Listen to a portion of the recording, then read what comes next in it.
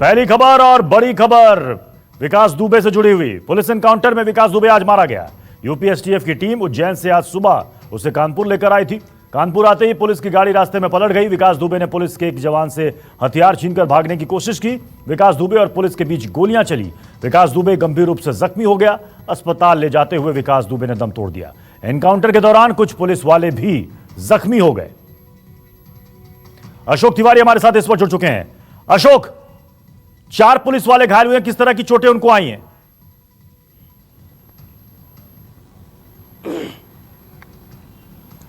देखिए, दरअसल जो पुलिस विभाग के अधिकारी हैं उनकी तरफ से बताया गया कि जब जो टोल प्लाजा पार करने के बाद जो भौती नाम की जगह थी सिचंडी थाना अंतर्गत, वहां पर विकास दुबे जिस गाड़ी में सवार था वो गाड़ी दुर्घटनाग्रस्त हुई और उसके बाद वो पुलिस का असलाहा लेकर भागने लगा। उसके बाद पुलिस की तरफ से उसको सरेंडर करने को कहा गया। बाद में उसने पुलिस पर फायरिंग कर दी। उसमें 4 पुलिसकर्मी फिलहाल घायल हुए हैं जिनका इलाज चल रहा है। लेकिन सबसे अहम बात यह है कि कानपुर शूटआउट का जो मास्टरमाइंड था, जो सबसे मुख्य आरोपी था, उसको आज पुलिस ने मुठभेड़ में मार गिराया है और पुलिस इसको अभी तक की अपनी सबसे बड़ी सफलता मानकर चल रही है। और मुझे लगता है कि ये अब तक का सबसे बड़ा आप कह सकते हैं कि पुलिस की तरफ से वर्कआउट है इस पूरे घटनाक्रम को लेकर। चलिए अशोक, आप हमारे साथ बने रहें।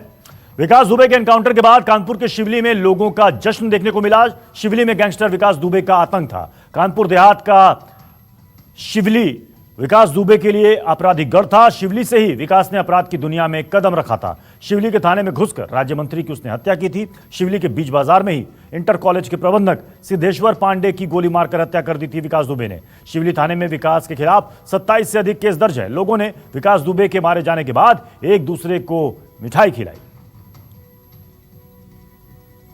सारा जनमानस आज बहुत ही प्रसन्न है, बहुत ही खुश है। आज विकास युग का अंत हो गया, एक आतंक युग का अंत हो गया। इतनी प्रसन्नता है कि व्यक्त की नहीं जा सकती। जो 20 वर्ष पहले हो जाना चाहिए था वो आज हो पाया। गैंगस्टर विकास दुबे के एनकाउंटर पर कांग्रेस ने सवाल खड़े किए हैं। कांग्रेस ने सवाल पूछा है कि क्या विकास दुबे कुछ सफेद पोशों के राज जानता था? क्या उसे सत्ता में बैठे लोगों का संरक्षण प्राप्त था? कांग्रेस ने मामले की सुप्रीम कोर्ट के सिटिंग जज से जांच की मांग की है।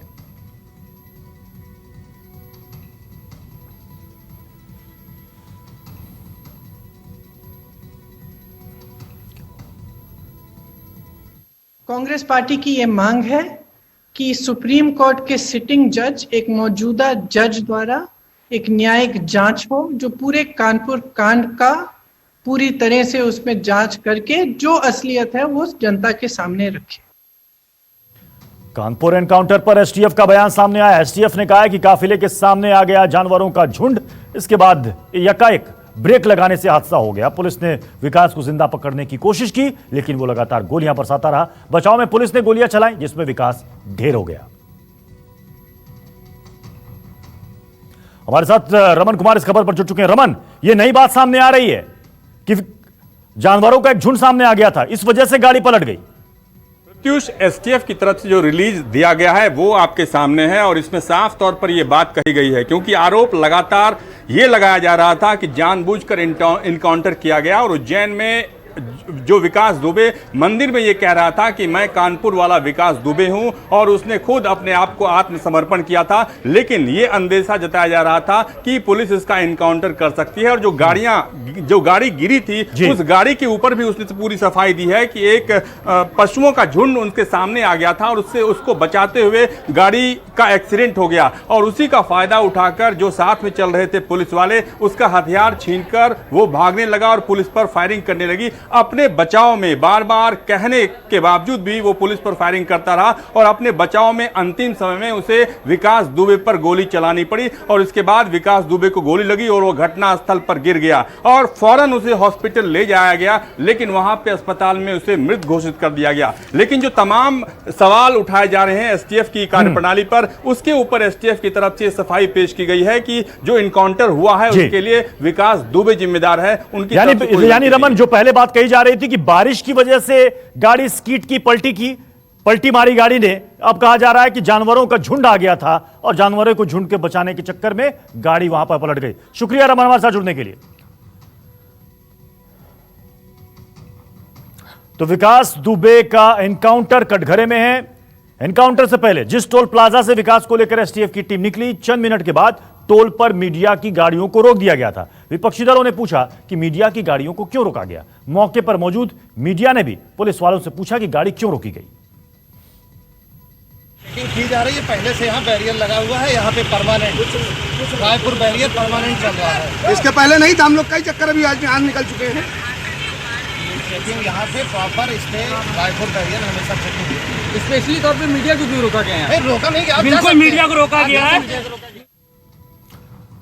विकास दुबे के अलावा विकास के गैंग के अधिकतर शूटर मारे गए। विकास दुबे से पहले राइट हैंड अमर दुबे, प्रभात मिश्रा, बउवन, प्रेम प्रकाश पांडे और अमर दुबे ढेर कर दिए गए। कानपुर में 8 पुलिस वालों की शहादत के बाद से ही विकास दुबे गैंग का खात्मा शुरू हुआ। विकास दुबे समेत 6 शूटर मारे गए। अमर दुबे और प्रेम प्रकाश पांडे के घर से ही सीओ दिनेश मिश्रा की बेरहमी से हत्या की गई थी। कानपुर गैंग के खात्मे से इलाके के लोगों ने चैन की सांस ली। अशोक, विकास दुबे को मिलाकर 6 लोग मारे गए हैं, लेकिन उस घटना में कम से कम 18 लोग शामिल थे जिन्होंने पुलिस वालों की हत्या की थी।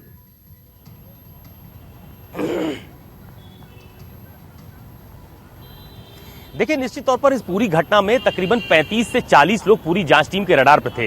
एसटीएफ की तरफ से शुरुआती दौर में जो जानकारी दी गई थी उसमें मुख्य आरोपी विकास, उसका सबसे खासम खास माने जाने वाला अमर दुबे और इसके अलावा बब्बन और इसके अलावा प्रवीण मिश्रा, इस समेत कुल 6 लोगों को फिलहाल मुठभेड़ में मार गिराया गया है। लेकिन जिन 18 लोगों की और बात कही जा रही थी कि इसमें 18 लोग और शामिल हैं, उनकी तलाश में फिलहाल अभी अलग अलग जगहों पर दबिश दी जा रही है। लेकिन चूंकि मुख्य जो इसमें साजिश करता था, मुख्य जो आरोपी था विकास, उसको पूरी जांच टीम की तरफ से पकड़कर मारा गया है। उसको एनकाउंटर मुठभेड़ के दौरान उसको मारा गया है। तो पुलिस अभी इसे अपनी बड़ी सफलता मान रही है। लेकिन बाकी लोग जो इसमें आरोपी थे, जिनके खिलाफ मुकदमा भी पंजीकृत किया गया था, उनके लिए अभी लगातार टीमें। अशोक, मैं आपको रोकना चाहूंगा। इस वक्त यूपी पुलिस इस मामले पर प्रेस कॉन्फ्रेंस कर रही है।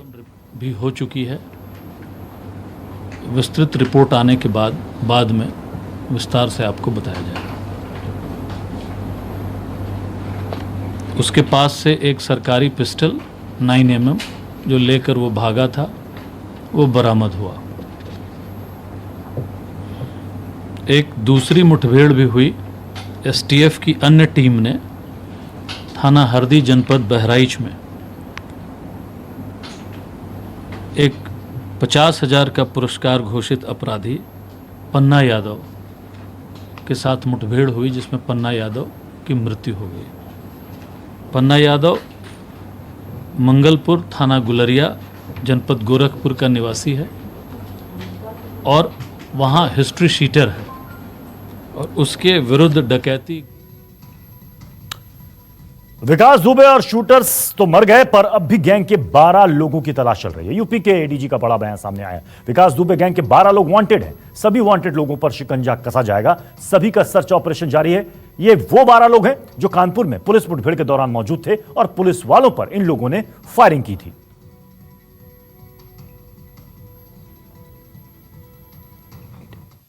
अब तक 3 लोग गिरफ्तार किए जा चुके हैं, 6 अभियुक्त मारे जा चुके हैं, 7 लोगों की गिरफ्तारी हो करके जेल भेजा गया है तथा अभी भी 12 इनामिया बदमाश अभी भी वांछित चल रहे हैं।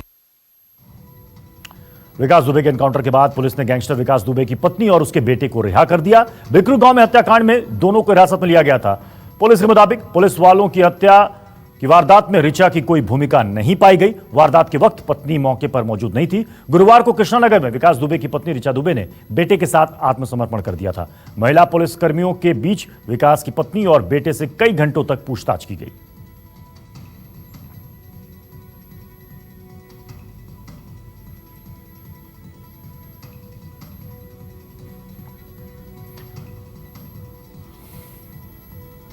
गैंगस्टर विकास दुबे की पत्नी और बेटे को पुलिस ने छोड़ दिया, लेकिन जब दोनों पुलिस की हिरासत में थे तो जैसे ही इनको गैंगस्टर दुबे के एनकाउंटर की खबर दी गई, विकास की पत्नी रोने लगी। सूत्रों के मुताबिक उसकी पत्नी बार बार पुलिस से कहती रही कि एक बार विकास का चेहरा दिखा दो।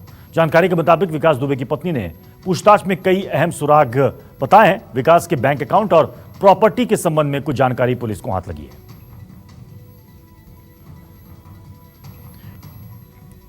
विकास के एनकाउंटर में मारे जाने के बाद शहीदों का परिवार संतुष्ट है। झांसी के शहीद सिपाही सुल्तान सिंह की पत्नी ने कहा, इंसाफ हुआ औरैया के भी शहीद सिपाही राहुल के परिवार वालों ने भी खुशी जाहिर की। सिपाही जितेंद्र के परिवार ने कहा, विकास के साथ जो हुआ सही हुआ। कानपुर एनकाउंटर में शहीद हुए सीओ देवेंद्र मिश्रा के रिश्तेदारों ने भी विकास दुबे के मारे जाने को सही बताया।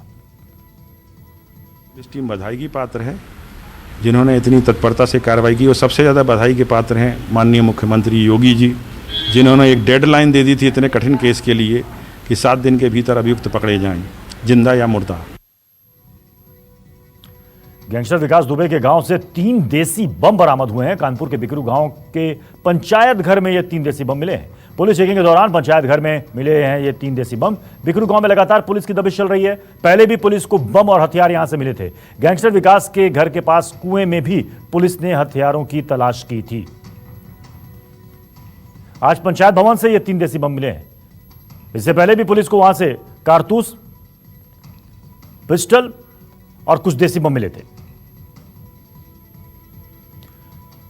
बिकरू गांव में जहां पर विकास दुबे का घर था, उसके आसपास के घरों की भी छानबीन की जा रही है।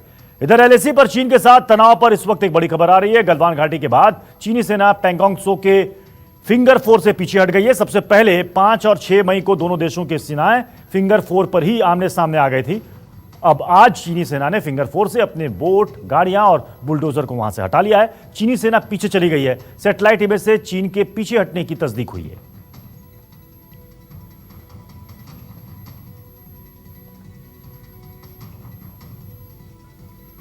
मनीष कुमार हमारे साथ जुड़ चुके हैं। मनीष, फिंगर 4 से तो लग रहा है कि तनाव हट गया, लेकिन बाकी के इलाकों में क्या अब भी गतिरोध बरकरार है या वहां से भी धीरे धीरे पीछे जा रही है चीनी सेना? देखिए प्रत्युष, गलवान घाटी हो चाहे हॉट स्प्रिंग का एरिया हो चाहे आपको गोगरा का एरिया हो, वहां पे पहले ही चीनी सैनिक पीछे हट चुके थे।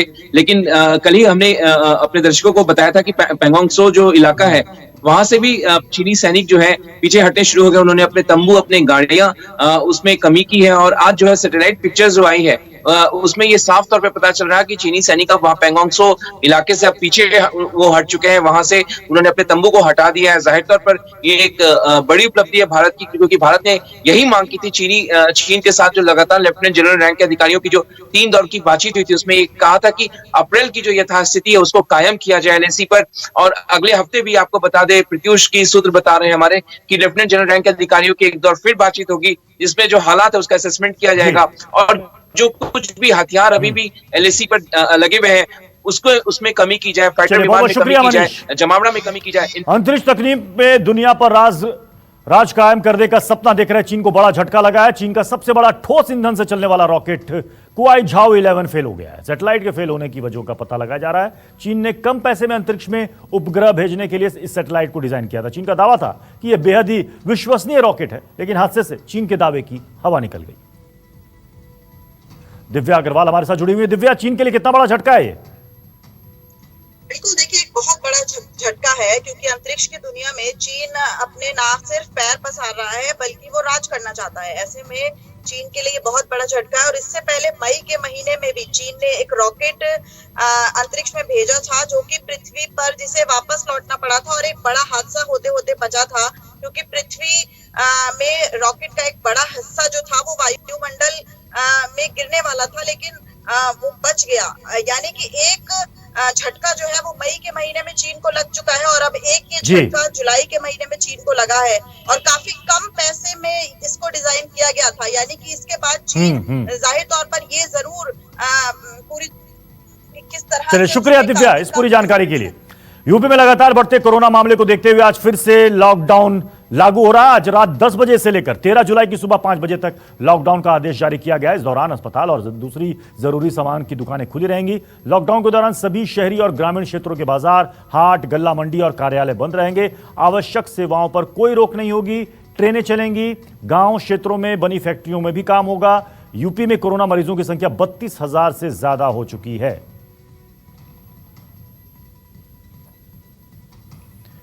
तो आज रात 10 बजे से लेकर 13 जुलाई की सुबह 5 बजे तक पूरे यूपी में लॉकडाउन रहेगा। जरूरी सेवाओं के लिए कामकाज चलता रहेगा, लेकिन बाकी ऑफिसें, संस्थान, मंडी, हाट, बाजार, दुकानें इस दौरान बंद रहेंगी। आज रात 10 बजे से ही यह लॉकडाउन पूरे यूपी में लागू हो जाएगा, जो चलेगा 13 तारीख तक सुबह 5 बजे तक। प्रभाकर मिश्रा हमारे साथ जुड़ चुके हैं। प्रभाकर, ये पहले के ही लॉकडाउन की तरह होगा या इसमें कुछ बदलाव होगा इस 2 दिन में?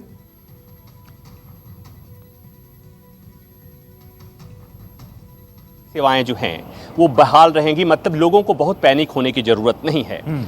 खास व्यवस्था ये की गई है कि जो चूंकि ट्रेनें भी चलेंगी, फ्लाइट्स भी चलेंगी, तो ऐसे में लोगों को बाहर से जो लोग उत्तर प्रदेश में आ रहे हैं उन्हें कोई दिक्कत नहीं हो, उसके लिए खास व्यवस्था की गई है। उत्तर प्रदेश परिवहन की बसें चलेंगी। तो और दूसरी बात ये कि आज रात 10 बजे से लॉकडाउन शुरू होगा। कल सेकंड सैटरडे होता है, उसके बाद से संडे का दिन होता है। तो जो सरकारी ऑफिस, सरकारी दफ्तर होते हैं वो पहले से बंद रहते हैं, और सेकंड सैटरडे में भी तमाम सरकारी और प्राइवेट भी ऑफिस बंद रहते हैं। ऐसे में लोगों को दिक्कत खास नहीं होगी। लेकिन जिस तरह से राज्य में लगातार कोरोना संक्रमितों की संख्या बढ़ रही है, मौत के आंकड़े बढ़ रहे हैं, तो ऐसे में सरकार की तरफ से एक एहतियातन कदम उठाया गया है कि इस वीकेंड के दौरान रिस्ट्रिक्शन लगाया जाए, जिससे कुछ थोड़ा सा चलिए देखना है कि ये जो 3 दिन का लॉकडाउन है इससे कितना फर्क पड़ता है। बिहार में कोरोना संक्रमितों की तेजी से बढ़ती संख्या पर रोक के मकसद से 11 जिलों में आज से लॉकडाउन लग गया है। पटना के अलावा कैमूर, बक्सर, नवादा, सुपौल, मधेपुरा, खगड़िया, मुंगेर, किशनगंज, मोतिहारी और मुजफ्फरपुर जिलों में संपूर्ण लॉकडाउन रहेगा। वैशाली, बेगूसराय और नालंदा में शनिवार यानी कि कल से लॉकडाउन लागू हो जाएगा। लॉकडाउन के दौरान आवश्यक सेवाओं को छोड़कर बाजार की सभी दुकानें बंद रहेंगी। बिहार में आज 350 से ज्यादा कोरोना मरीज सामने आए। लगातार मरीजों की बढ़ती संख्या के बाद लॉकडाउन में सख्ती की गई है। अमिताभ ओझा इस पर जुड़ चुके हैं। अमिताभ, चरणबद्ध तरीके से बिहार में लॉकडाउन बढ़ाया जा रहा है, यानी आने वाले समय में ये और बढ़ेगा? जी बिल्कुल, जिस तरीके से कोरोना संक्रमितों का आंकड़ा लगातार बढ़ते जा रहा था, उसके बाद सरकार ने ये फैसला लिया था, और फिलहाल आज से बिहार के 11 जिलों में जहां लॉकडाउन शुरू हो चुका है, वहीं 3 जिले ऐसे हैं जहां कल से लॉकडाउन चलेगा। और पटना में लॉकडाउन जो है आज से शुरू हो गया, 16 जुलाई तक चलेगा। आज पटना में खासा असर देखने को मिला है। लोग दरअसल इस बार देखने को ये मिल रहा है कि लोग खुद डरे हुए हैं, सड़कों पे नहीं निकल रहे हैं, और लॉकडाउन जो सरकार ने किया था उसका पूरी तरीके से पालन करते हुए पटना की सड़कों पे दिखा है। चलिए, शुक्रिया इस अपडेट के लिए अमिताभ। और फिलहाल यहां पर रुक रहे हैं एक छोटे से ब्रेक के लिए। ब्रेक के बाद जल्द लौटेंगे। आप देखते रहिए न्यूज़ 24।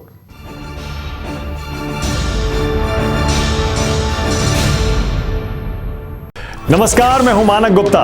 अगर आपको हमारा ये वीडियो पसंद आया हो तो इसे लाइक और शेयर जरूर करें, और हां, हमें सब्सक्राइब और फॉलो करना ना भूलें ताकि आप देश और दुनिया की कोई खबर मिस ना करें। तो जुड़े रहिए हमारे साथ और देखते रहिए न्यूज़ 24।